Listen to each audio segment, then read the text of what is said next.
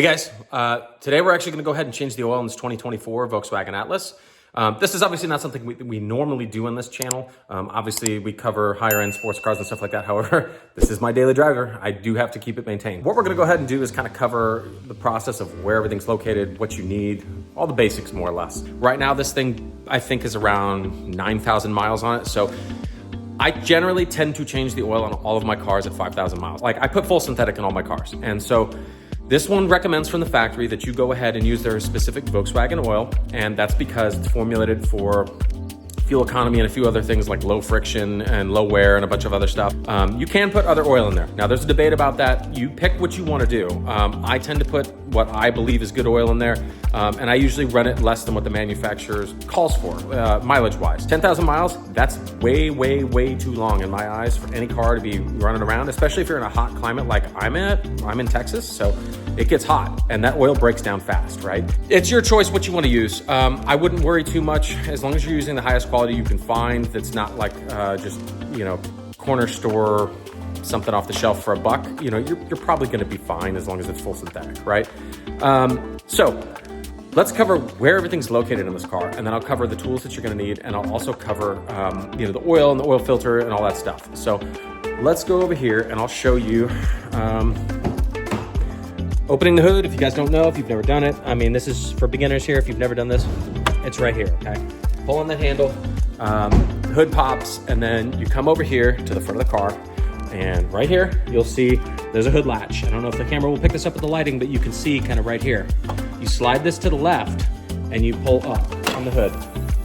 What you have here, you have an air box. This is for your air filter for the engine. You have a battery here, right, in the back. There's some fuses and stuff over here, a fuse box. You have your engine itself. You have a coolant overflow tank. You have the oil cap. This is what you would use to take off so that you could fill your oil, your engine oil. And you also have the oil filter right here. This is the filter cap or housing. I have a tool for this and I'll show you guys later, but that's where that's located. So you need this, make sure this comes off first, guys. Make sure you can take this off. This is a tale as old as time for some of you guys. They used to talk about, oh, well, if you're gonna drain all the oil out of the motor, make sure that you can put oil back in it. That's true. It sounds very simple, but just make sure you can. Obviously, just make sure the oil cap comes off. Look at the condition on the underside. If you haven't changed the oil in a while, it's gonna look funky on the underside of the cap. It's gonna look nasty. That looks okay. It's just used oil. It's time to change it. Okay, as far as supplies to change the oil in this thing, I have Molygen. I have Liqui Moly Molygen SAE 020. Okay, the new generation. I have basically 6 liters here. Okay. This stuff's fantastic. I use it in all my cars. It's full synthetic. It has stuff that's formulated in there for very, very low friction and low wear. It's really, really good stuff, and it's not horribly expensive. So if you're looking to try something new, it's worth it. I'm not getting paid to tell you guys this. I happen to use it. I happen to like it. I use it in all my cars. So if you're looking for something a little different and you want to try something, give it a shot. I have a Wix filter, WL10396. That's what I'm using here. Use whatever you want, guys. It's not the end of the world. As long as you're not using the bottom of the barrel, you should be okay. I picked some of these up off Amazon. I'll put this in the description below. I'll link to this. These are basically crush washers for the drain plug. You can probably get away with draining your oil once and putting the drain plug back in with the same crush washer. But beyond that, you probably want to replace it. So I would suggest just buy a little pack of those. They're like $5, get 10 of them in there. It'll give you, plenty for later oil changes if you want. Also, you have this to take off the oil filter. This is a socket, okay? And it's a 3/8 socket, and I don't know the exact size. I want to say it's like a 22 or 24, but it's made by AST, okay? And the part number is 062132, made by AST. I've had this thing forever. This is a similar socket that works on BMWs. So that's what I had it for previously when I worked at BMW and Mini.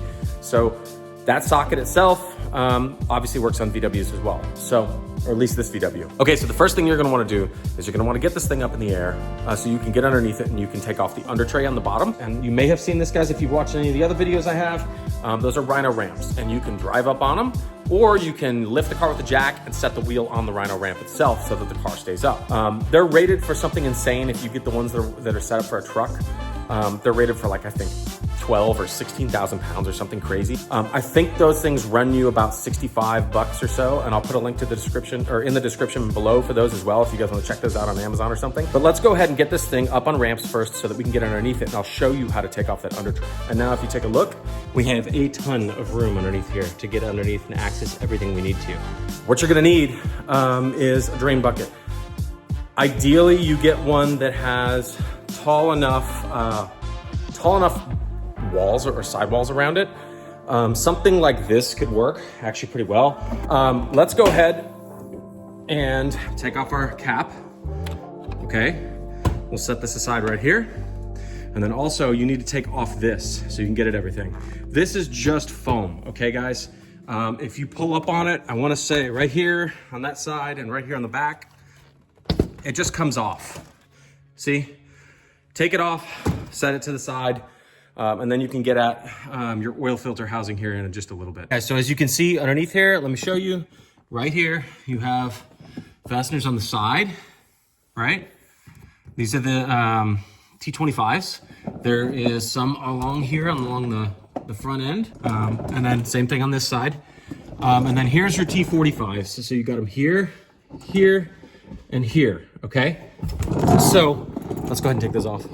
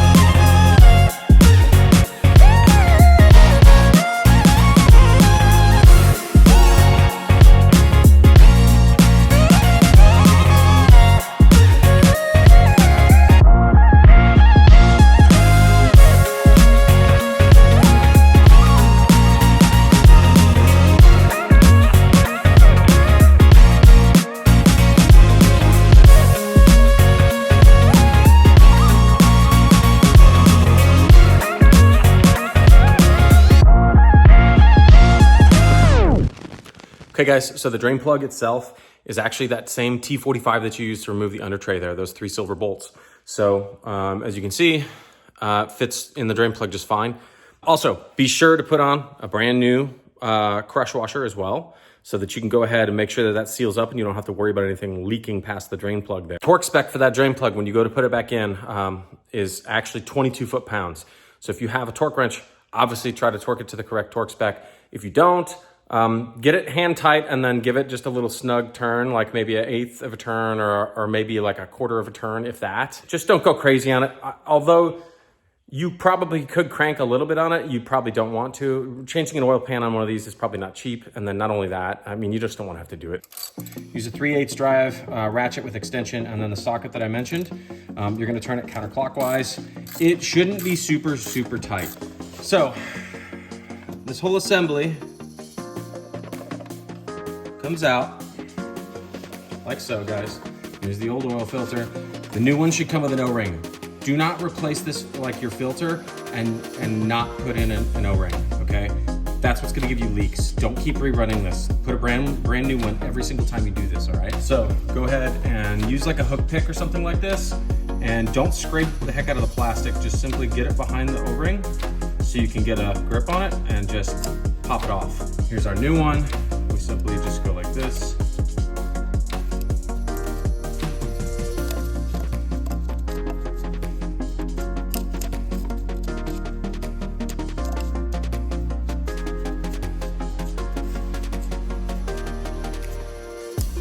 Okay, it's on there. Obviously this is a mess now because I've got oil everywhere, but I'll clean that off in just a second. But it's on. Also, take some of that oil from the inside here and just wipe it all over this O-ring so that it's lubed up, so that when you go and put this filter and this canister back in, that it's actually gonna fit in and not cut up the O-ring as you put the stuff in there. So push it in. You'll feel it sink down when you do this. Push it, so it should be about just a little bit above here. So you'll see that when you let me show you.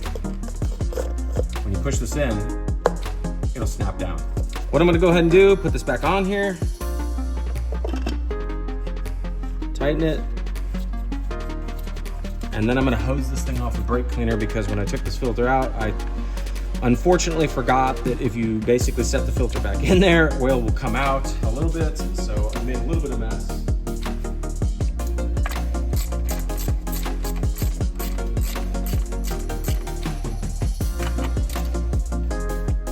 Okay, that's on pretty good, but I made a little bit of a mess.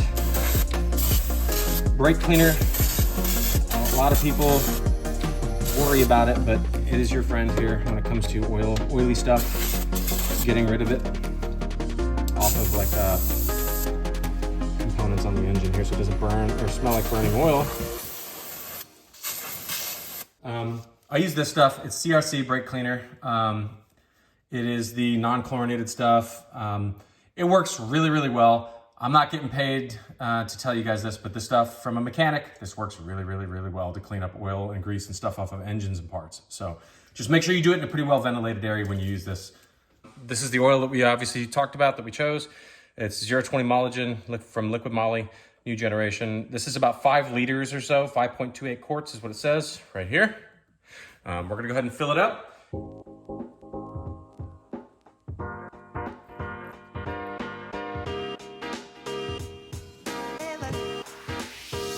Obviously you need another quart as well.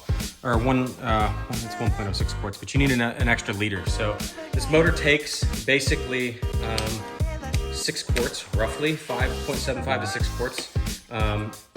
Don't dump the whole thing in.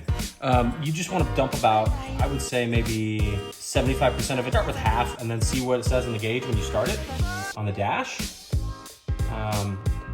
That's probably your best bet. Okay, so since I've already done this before, I'm gonna leave it right here and we're gonna start the car and see where it actually sits on the level gauge. Basically what you need to do is you come into the menu here to check the oil level. So if you go to vehicle here, let me show you. Vehicle, right here, and then status, oil level. And then basically after 2 minutes, the engine must be warm and off. So basically what you need to do, just let the car warm up all the way up to operating temperature, shut it off, and then give it a minute and then turn it back on and come through to this menu, and then you'll be able to see the oil level basically. So as you see guys, this is kind of what it looks like. It'll say the oil level is okay, and then it'll show you that it's at max. Okay, so to go ahead and reset the oil indicator light that you'll have on the dashboard, and I'll show you guys real quick what that looks like. So if you just turn the ignition on, you'll see oil change in 1,100 miles. I did it slightly a little bit early, but that's no big deal. What you're gonna wanna do is press this button right here for the menu. It should eventually come up. Okay, so what you wanna do is get to the travel time distance and hold that for 5 seconds and then let go. Now you've got service, okay? So reset oil change service, just press okay. Reset oil change service, okay. The service interval was reset. Guys, it's as simple as that. That's pretty much it. There's not much to it. So as you can see, you can also reset some other stuff in there, but it's really quick and easy. You don't need a scan tool. That's it, guys. If you liked this process and it was helpful or anything like that, please throw comments below, like, subscribe, and I'll see you guys on the next one.